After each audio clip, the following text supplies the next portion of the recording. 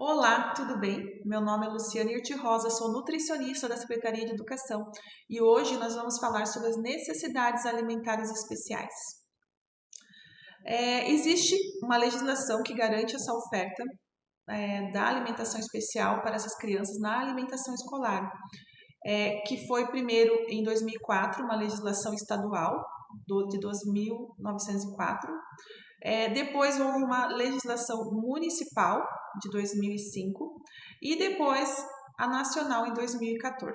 Então, essas legislações garantem que a criança que há alguma necessidade específica, uma condição de saúde específica, mediante a apresentação de um laudo de um médico que comprove, né, essa necessidade, ela tem o direito de receber a alimentação escolar.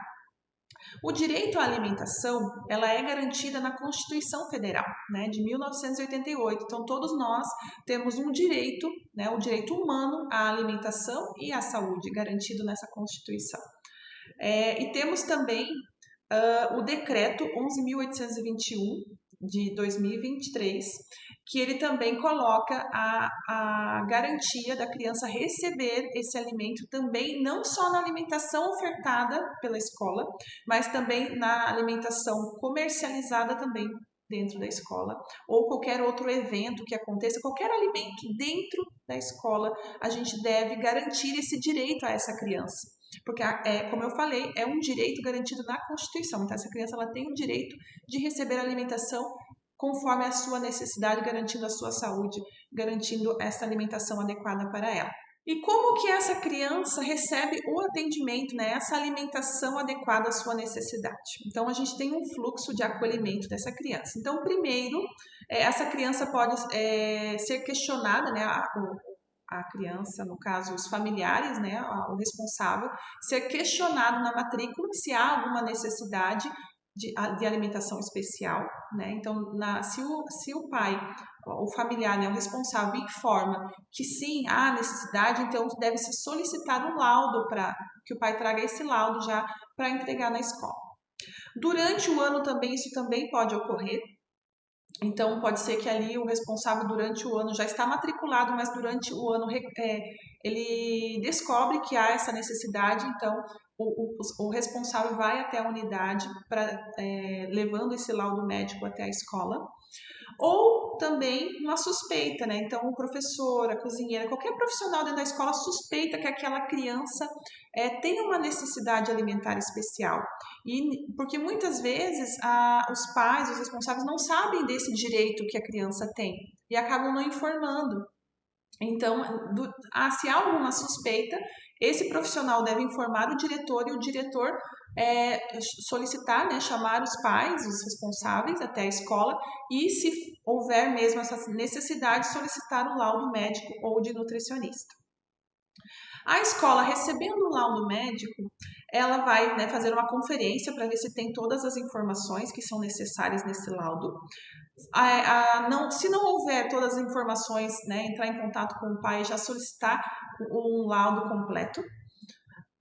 Tendo o laudo completo em mãos, a escola vai encaminhar para a área de alimentação escolar na Secretaria de Educação através do Wiki da alimentação escolar. O que o laudo, o receituário, esse documento ou qualquer outro documento, ele precisa ter, né? Quais as informações que ele precisa ter? Então, primeiro a letra legível, né? Então, é interessante que esteja a letra legível para a gente possa entender o que está escrito no laudo. Precisa ter a identificação da unidade de saúde ou clínica e um telefone para contato. Precisa também ter um telefone de contato ali, né, do prescritor, caso a gente precise entrar em contato para tirar alguma dúvida. O nome do paciente, a data de nascimento, o diagnóstico, né, qual é a patologia que essa criança tem, que há necessidade de ter uma alimentação, né, diferenciada, a prescrição ou orientação nutricional, se for o caso, né, então vamos dizer assim, se é um diabetes, então basta colocar ali o diagnóstico, né, nome, data de nascimento, a criança tem diabetes. Não precisa, né, fazer uma orientação, porque já existe um protocolo para esse atendimento. Então, não há necessidade de ter orientação nutricional. Mas, em alguns casos, sim. Por exemplo, por exemplo, uma dieta pastosa, talvez, ou alguma coisa que seja uma orientação mais específica. Daí há necessidade dessa orientação, essa prescrição nutricional. A duração do tratamento, muitas vezes é um tratamento, ou ainda está em investigação, ou esse tratamento tem um tempo determinado, ele não é para sempre. Então, há necessidade também de ter a duração do tratamento quando for o caso, né? Ou ele a colocar ali que é permanente. E a data, e a assinatura e o carimbo do profissional. Então, precisa ter todas essas informações para que a gente tenha esse laudo válido para receber a alimentação especial. Há casos também onde a criança tem um hábito cultural ou religioso, né? Então, crianças às vezes que não comem carne suína, não tomam café, né? Por um hábito religioso, ou elas são vegetarianas, ovo-lacto-vegetarianas, né, por um hábito da família. Então, esses não há necessidade de ter um laudo médico, mas sim um documento assinado pelos pais. Então, esse aqui que está aqui é um modelo desse documento, que pode ser encontrado também lá no nosso wiki da alimentação escolar, que pode ser impresso, e a mãe só preenche e a gente recebe esse documento também. Aí, quando a área de alimentação recebe esse laudo, né, a nutricionista, né, vai também avaliar se não está faltando nada ali. Se ela tiver alguma dúvida, ela vai entrar em contato com o profissional da saúde ou com a escola para conversar com os pais. Então, qualquer dúvida, ela vai tentar ou conversar com o profissional de saúde, ou com a escola, ou com os pais. Estando tudo certinho, a nutricionista elabora o cardápio especial. A empresa de alimentação leva esse cardápio até a cozinha e aqui nós da Secretaria de Educação publicamos esse cardápio no SEI, aonde a gente avisa também a direção da escola em posse desse cardápio, ela precisa primeiro disponibilizar esse cardápio para o responsável, seja de forma online ou impressa.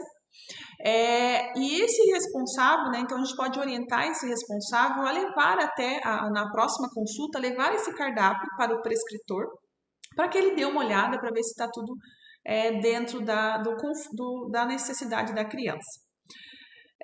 Outro passo também que a direção precisa fazer é orientar esse professor, né? Então o professor ele tem que estar ciente, né? E todos os outros profissionais da escola também precisam estar cientes dessa criança, né? Da necessidade dessa criança, para que também não ocorra nenhum problema ali.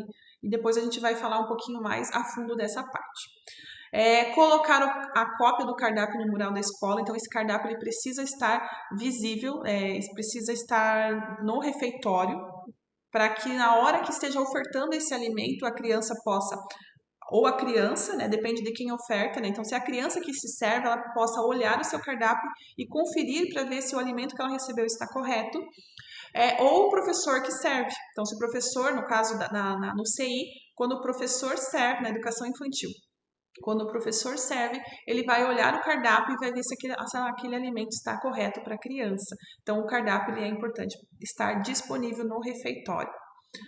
E fixar também os dados dos alunos, né, a patologia e a foto no mural da alimentação especial. Então, depois eu vou mostrar ali, né, esse muralzinho, esse cartaz, com essas informações, porque é importante que todos estejam cientes da condição desse aluno para que não tenha ali, que essa criança não receba alimentação inadequada. Então, esse muralzinho, ele tem que ser fixado na cozinha, no refeitório e se tiver cantina, também na cantina. Também seria interessante, talvez, na sala dos professores também, para que todos, né, não esqueçam que aquela criança tem aquela necessidade. Então, aqui a gente tem um modelo do mural da alimentação especial. Então, a gente precisa do nome do aluno, a foto, a restrição alimentar dessa criança, o nome do cardápio e a turma e o turno. Então, ele tem que ser fixado na cozinha, no refeitório e também, se for necessário, também na sala dos professores e também na cantina, também caso essa criança vá comprar algum alimento, a pessoa já saiba que ela não pode consumir aquele alimento. E as orientações, né, para os professores e demais profissionais. O professor e também os demais profissionais, eles precisam estar cientes das necessidades do aluno. Por isso eu falei da importância daquele mural e da direção, assim que tiver o cardápio em mãos, assim que tiver o laudo em mãos, orientar esse professor, né, e os demais profissionais sobre a condição desse aluno. E todas essas informações que eu vou citar aqui.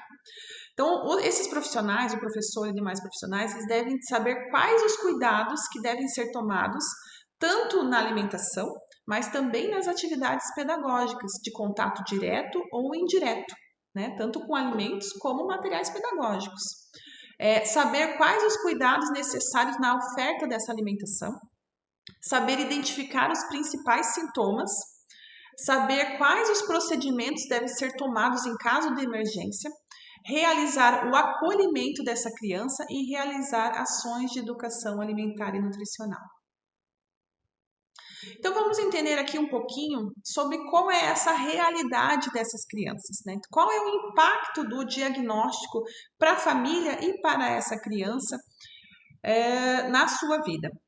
Então a alergia alimentar, infelizmente, ela é subestimada, frequentemente subestimada. Devido à má consciência e à ideia errada que as alergias, né, tem. Muitas pessoas acham que, que é só um incômodo, é só um, né, isso aí não é nada, né, isso aí é manha, não tem nada a ver, pode dar, porque não tem problema. Mas, na verdade, essas doenças, né, as alergias alimentares, elas são doenças potencialmente graves ou até mesmo fatais, né? Alergias, a doença celíaca, a diabetes. Então, muitas dessas patologias, elas podem ser fatais e são muito graves.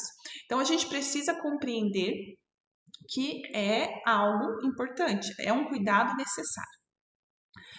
Então, nessas doenças, há necessidade de uma dieta de eliminação, porque muitas vezes o tratamento dessas doenças é simplesmente não consumir aquele alimento, não existe outro tratamento. Então, é muito importante a seguir essa dieta. Então, e esse risco, né, é um cenário que traz muita ansiedade, tanto para a criança quanto para os pais e para os cuidadores dessa criança. Então, geram muita ansiedade, muito medo dessa criança consumir esse alimento. Então, aqui falando, né, do desenvolvimento dessa criança. Então, essas doenças, né, essas patologias, quando não cuidadas, quando não tem a sua dieta seguida, elas vão causar problemas de desenvolvimento nessas crianças. Muitas vezes, os pais, né, os cuidadores, fazem uma dieta de exclusão sem aconselhamento nutricional, né, não ofertam os alimentos alternativos ou suplementos.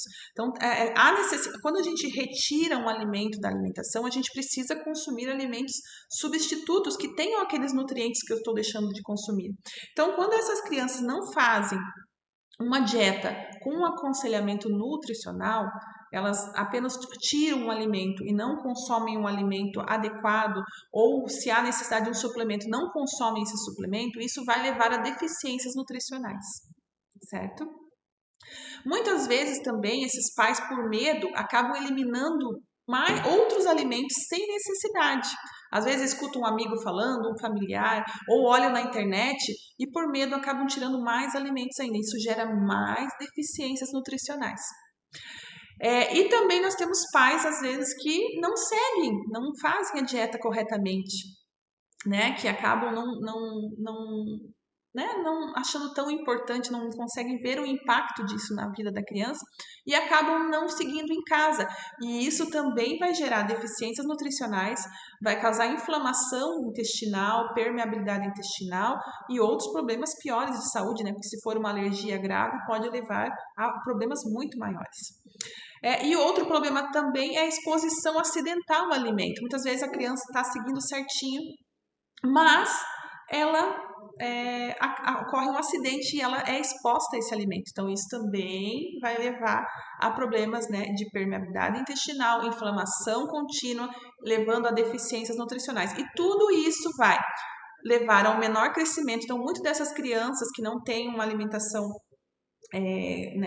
cuidada, né, adequada, com um aporte nutricional, elas vão ter sim menor crescimento, elas crescem menos. Elas vão ter dificuldade de aprendizagem pelas deficiências nutricionais. Então, o nosso cérebro, né, ele precisa de matéria-prima para trabalhar, e a nossa matéria-prima é o alimento. Então, quando a gente tem uma deficiência nutricional, nós temos dificuldade de aprendizagem. Essas crianças, né, os estudos mostram que elas têm limitações nos trabalhos escolares, até por problemas comportamentais e por faltas escolares também, porque quando elas são expostas a esses alimentos, elas ficam mais doentes e acabam faltando mais na escola também. Então, elas têm uma piora da saúde geral, tanto mental, física, social e emocional, além de desenvolver outras doenças, outras comorbidades, quando a gente não cuida dessa alimentação, né? Então, muitas dessas necessidades alimentares especiais acomete crianças da primeira infância, que é onde ocorre um período crucial para o desenvolvimento intelectual do indivíduo, né? O desenvolvimento integral e intelectual. Então, isso leva a vários problemas que vão levar para, né, a vida toda. E, né, o diagnóstico, né, leva a um medo, né, o medo da ingestão acidental, o alto grau de vigilância. Então, os pais ficam vigilantes, né, aqueles pais que ficam com medo. Então, isso leva a um estresse e uma ansiedade muito grande, né? Então, é visto que esses pais, muitas vezes os filhos, têm um grau de estresse e ansiedade muito grande. Muitos entram em depressão. Essa família tem uma menor qualidade de vida. Os scores de qualidade de vida são mais baixos nas crianças, né? Principalmente aquelas crianças que, né, elas descobriram mais velhas, que daí elas já viveram, né, uma alimentação ali livre. Quando elas são, né, uma criança um pouco mais velha, ela tem que cortar aquele alimento, então isso diminui muito a qualidade de vida, gera muito mais estresse. As meninas também já foi visto que tem uma qualidade de vida mais baixa. As crianças com múltiplas alergias, então são crianças que têm alergia a vários alimentos também, são crianças que têm uma qualidade de vida mais baixa. Com um histórico, né, de reações sistêmicas graves, ou crianças com mães ou primos também afetados por alergia. Então, isso acaba gerando uma qualidade de vida pior.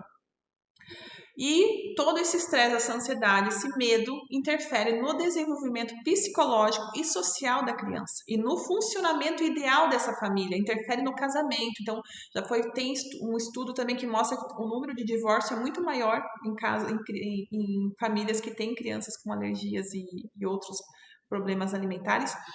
Prejudica também a carreira profissional dessa mãe, desse pai, porque essa criança ela vai ficar mais doente, ela vai precisar faltar mais ao trabalho, ela vai, né, não vai conseguir se dedicar tanto ao trabalho, a dedicação vai ser quase exclusiva a essa criança.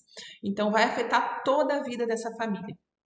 Então, o que também a gente vê é que após a conquista de uma gestão estável, as atividades diárias passam a ser menos difíceis de se concretizar. Quanto maior o período desse diagnóstico de alergia, menor será o impacto. Então, claro que o começo ali é muito mais difícil, né? Quando a gente descobre até conseguir lidar com isso, e depois vai se tornando mais fácil. Esse sofrimento vai ser menor. No entanto, as novas situações que ocorrem, né, mesmo ali já tendo um tempo, a mãe já está conseguindo lidar, mas vai surgindo situações que às vezes, né, volta aquele medo. Por exemplo, as festas, as viagens escolares, né, isso pode causar muita ansiedade nos pais, muita ansiedade.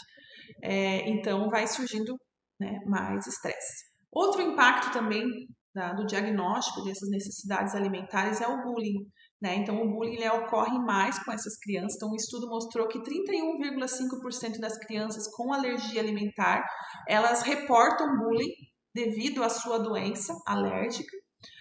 80% das ameaças foram praticadas por 40 colegas, né? E parte dessas incluíram ameaças com a comida. Então, eles ameaçaram dar a comida para essa criança, ameaçaram, né?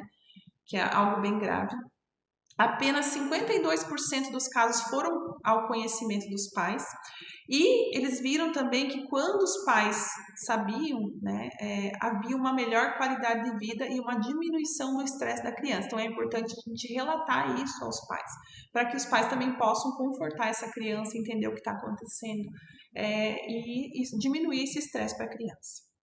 Então, o bullying ele leva à ansiedade, à depressão, isolamento, barreiras na aprendizagem, conflitos entre família e escola.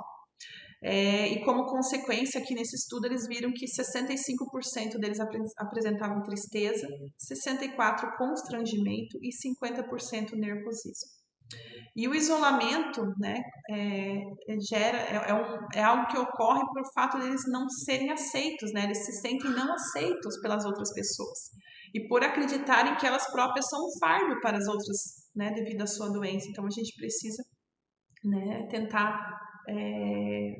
não cuidar do bullying, né, e trazer essas crianças, fazerem com que elas sejam aceitas e não se sintam um fardo.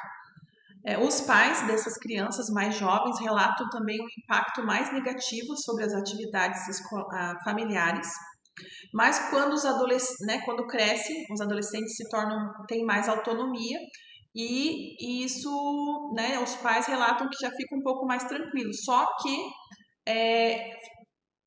há um maior risco desses adolescentes sofrerem reações adversas, né, à medida que a sua autonomia aumenta, porque muitos deles vão querer não seguir a dieta, né, depende ali da conduta ali daquela criança.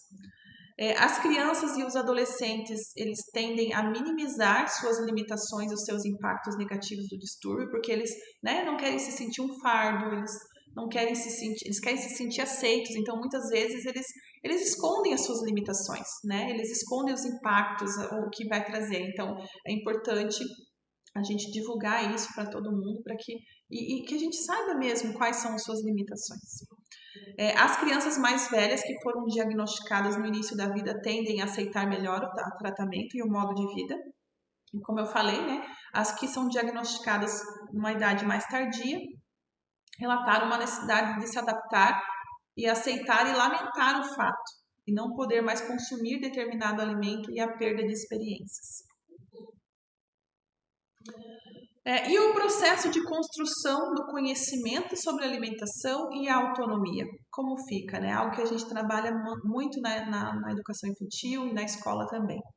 Então, a tendência é que essa criança com a necessidade alimentar especial, ela cresça sempre sendo servida, né? Orientada, vigiada, restrita e até proibida. E isso impacta nas suas relações sociais, né, as relações sociais do estudante, e pode afetar também na sua aprendizagem. Então, claro que quando a gente está ensinando as crianças a se servirem, né, a comerem sozinhas, a ter a sua autonomia, nós temos essa criança que muitas vezes a gente vai ter que, né, restringir, proibir, vigiar, orientar. Então a gente precisa ver como fazer isso, porque a gente não pode deixar de fazer, mas a gente precisa tentar deixar isso um pouco mais leve, né, um pouco mais tranquilo para essa criança, para que ela também precisa ter a sua autonomia, porque ela precisa aprender a comer o que ela pode comer, para que depois na adolescência, quando ela possa seguir essa alimentação, essa dieta, né, resguardando a saúde dessa criança. Né? Então, uma cultura de direito, né, envolve as possibilidades que tem o sujeito de conhecer e escolher os alimentos.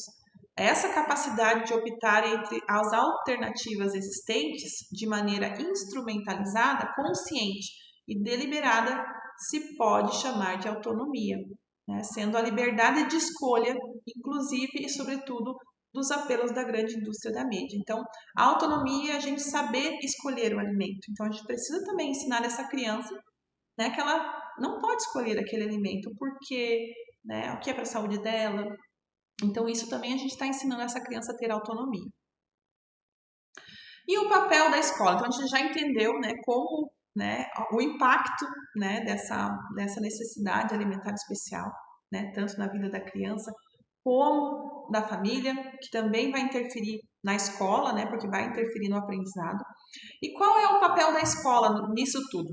Né? É acolher essa criança, trazer confiança e integração. a integrar essa criança. Então, essas 3 palavras, acolhida, confiança e integração, são as peças-chave para um bom atendimento aos estudantes com necessidades alimentares especiais. A gente tem que entender que os pais eles têm muito receio dos perigos que o filho possa ocorrer no ambiente escolar, porque os pais não estão lá olhando, né? Imagine a gente ali vendo, né? E ali a gente está, né, deixando ele sozinho. Então, os pais ficam com muito medo. Então, os pais também necessitam desse apoio, dessa afirmação. Eles precisam também se sentir seguros. No momento que o pai se sente seguro, vê que a escola, né, tem conhecimento, tem um protocolo, tem, né, todo um cuidado, o pai vai se sentir seguro deixar isso. Então, vai gerar menos estresse para essa família, né? Então, vai ter uma melhor qualidade de vida tanto para essa criança como para essa família. É importante também o treinamento de todos os funcionários da escola, um plano de gestão escolar, né? Um plano de gestão escolar são de extrema importância e pode ajudar a reduzir as fatalidades e a ansiedade dos pais. Então, a gente precisa trazer conhecimento. Então, a gente tem uma criança lá com alergia, então todo mundo tem que conhecer sobre alergia, conhecer quais são os sintomas, né? Quais são os cuidados que a gente precisa ter com essa criança.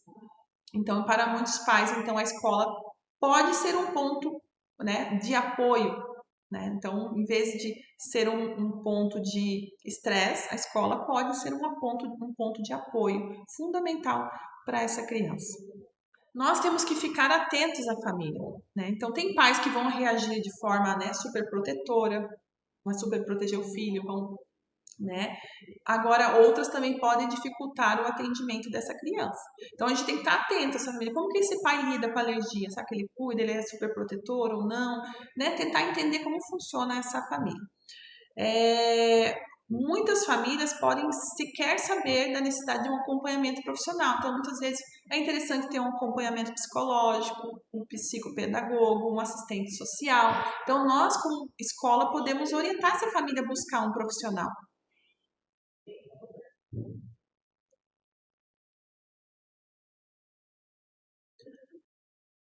Continuando aqui o papel da escola, então nós, como escola, devemos garantir o direito humano à alimentação adequada. Então, como eu falei, né, lá na Constituição, a alimentação adequada ela é um direito de todos. E nós temos que garantir, nós como Estado, como escola, temos que garantir o direito dessa criança ter a sua alimentação adequada à sua necessidade especial.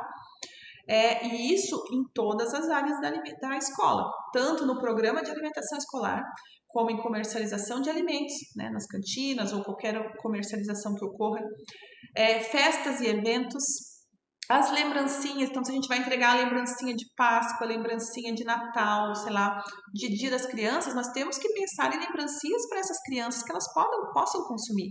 Melhor ainda se a gente possa entregar a mesma lembrancinha para todas as crianças, para que ela não receba, tipo, todas as crianças recebem lá sei lá, um biscoitinho com glúten e aquela criança com doença celíaca, sei lá, recebe uma maçã, por exemplo, né? Então a gente está não está restringindo, tá? A gente está diferenciando essa criança. O ideal é que seja o mesmo alimento. Então, se a gente vai dar um biscoitinho sem glúten, a gente deve pelo menos dar um biscoito parecido sem glúten, ou melhor ainda, dar um biscoito sem glúten para todas as crianças, né? Então aí a gente vai estar integrando essa criança, ela não vai se sentir discriminada, tá? A gente tem que cuidar também dos passeios escolares, né? Essa criança ela tem que também receber alimentação adequada, aulas de culinária, então a gente tem que cuidar, porque muitas dessas necessidades alimentares, elas não podem nem encostar no alimento, né? Elas não podem respirar ali aquela farinha.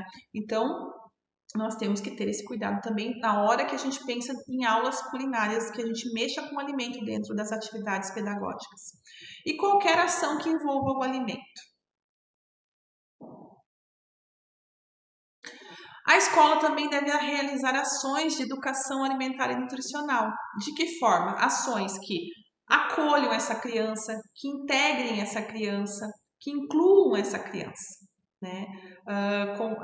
Essa criança com a necessidade alimentar especial.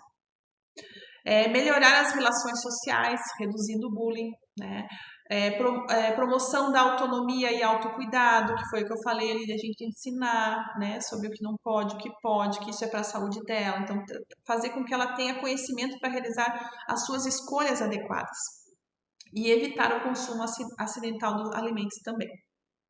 Então, algumas ideias aqui são rodas de conversas entre alunos ou com os pais responsáveis, ou os responsáveis que têm a mesma patologia, para compartilhar até situações do dia a dia, realizar ações sobre o direito humano à alimentação, ou o diálogo com a criança e seus colegas, né? Fazer ali uma fala, qualquer atividade ali que traga as informações para todos, né? Que ela se sinta acolhida, que todos saibam cuidar dela também, né? O respeito do colega, né? Entre os colegas ali. Então, isso é importante. Então, lembrando que a educação alimentar e nutricional ela é um conjunto de ações formativas que é de prática contínua, permanente, transdisciplinar, intersetorial e multiprofissional, que objetiva estimular a adoção voluntárias de práticas e escolhas alimentares saudáveis, que colaborem para a aprendizagem, o estado de saúde do escolar e a qualidade de vida do indivíduo. Então, essas atividades elas devem acontecer na escola, elas já são previstas, né, para acontecer, e esse é um tema muito importante a ser trabalhado. Outras orientações gerais na oferta da alimentação. Então, quando há risco de contaminação cruzada, como nas alergias e doença celíaca, os alimentos devem ser porcionados na cozinha. O prato deve ser protegido com papel filme e identificado com o nome do aluno para evitar trocas e acidentes. Então, nessas doenças, nessas patologias, onde há um risco de contaminação cruzada, a gente tem que ter um cuidado maior na oferta desse alimento. O que é contaminação cruzada? É quando um alimento é contaminado por outro. Né? Então, essas alergias alimentares e a doença celíaca, pequenas partículas de alimento já levam a problemas de saúde e podem ser até fatais em alguns casos. Então, pequenos farelinhos, um pequeno contato com o alimento. Então, por isso que esses alimentos eles devem ser protegidos. Bom, por exemplo, se eu tenho ali um pão sem glúten, eu deixo ali em cima do balcão. E do lado eu tenho o pão com glúten. Então, ali naquele movimento pode cair um farelo, pode encostar, e isso já pode levar a sérios problemas de saúde. Então, eu preciso ter um cuidado. Então, qual é a orientação que a gente tem nas nossas cozinhas da alimentação escolar? Que o alimento ele deve ter todo o cuidado de preparo para que não tenha essa contaminação cruzada. E na hora de servir, ele seja colocado num prato protegido com papel filme e com o nome do aluno, também porque muitas escolas têm vários alunos, né? Então imagine vários pratos ali, então você pode pegar um prato errado e fornecer para o aluno, e aquele não é o prato, não é o alimento dele. Então, para a gente evitar esse risco, né, de um contato com esse alimento, a gente faz dessa seguinte forma. O alimento especial, ele é colocado num prato protegido com papel filme e identificado com o nome do aluno para evitar trocas e acidentes, ok? A conferência, é muito importante a gente conferir esse alimento. Então, na educação infantil, onde é o professor que serve esse aluno, é importante a gente observar o prato e ver se confere com o cardápio. Por isso que eu falei que o cardápio ele deve ficar no refeitório, para a gente observar se não houve alguma troca. Né? Então, porque pode ocorrer um erro humano ali, né? A gente não quer que aconteça, mas erros acontecem. Então, a gente precisa dar conferir se está tudo certo. Né? Ou às vezes assim perguntar, cozinheira, esse aqui é o queijo sem lactose, né? Esse aqui é o pão sem glúten mesmo, né? Então, a gente sempre dá uma conferir, porque é muito grave quando essa criança entra em contato com esse alimento. Então, a gente precisa ter essa conferência para garantir mesmo que não ocorra acidentes. Já na escola, é importante que alguém acompanhe, né, que esteja acompanhando o momento da refeição. Né, alguém da escola esteja acompanhando e que essas crianças maiores e adolescentes sejam orientados a realizar essa conferência também, né? Olha, sempre dá uma olhadinha lá se está certinho antes de comer, confere com a cozinheira se é esse mesmo, para que a gente evite esses acidentes.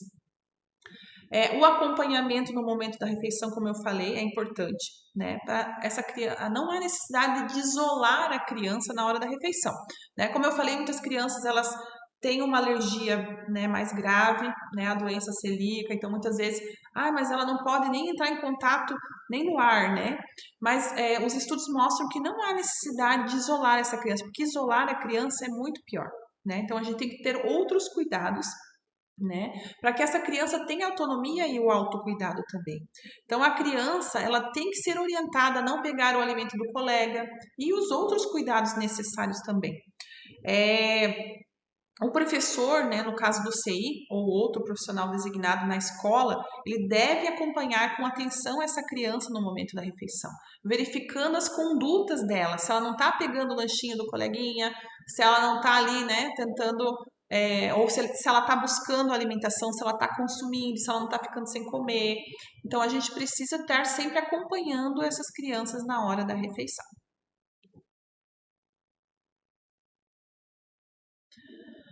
E se essa criança não está consumindo alimentação? Então, ela recebeu o laudo, né? A gente recebeu o laudo, cadastrou ela, a alimentação está sendo feita, mas a criança não está comendo, ela não está buscando essa alimentação, né? Isso às vezes acontece principalmente nas escolas. Então, por isso é importante o acompanhamento, ver se essa criança está consumindo ou não. Então, a gente vai fazer uma avaliação, né, dessa criança.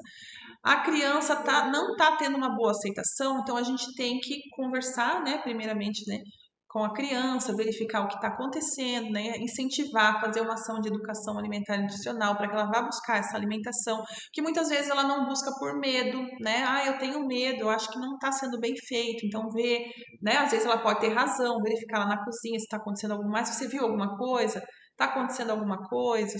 Por que você está com medo? Né? Então é importante a gente avaliar isso.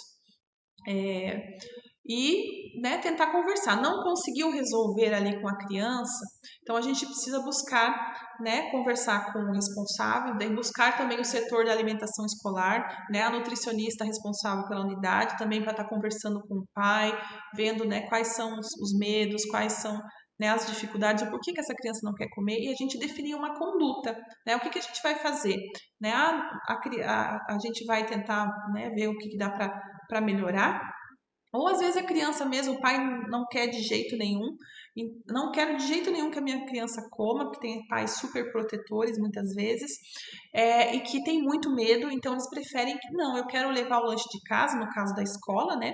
Que a escola as crianças podem levar o lanche de casa.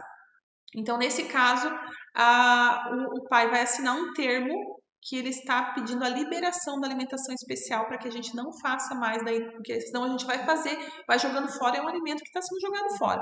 Então a gente assina esse termo, o pai assina dizendo que não quer mais alimentação especial e a gente daí não fornece mais e ele leva de casa. Claro que no momento que o pai se sentia mais sentir mais confiança, ele pode retornar, né? Não é porque ele assinou uma vez que ele não vai poder mais retornar a receber o alimento. Então a gente pode depois, se ele se sentir seguro, a gente retorna a ofertar a alimentação especial. Então é isso, ficamos por aqui. Muito obrigada.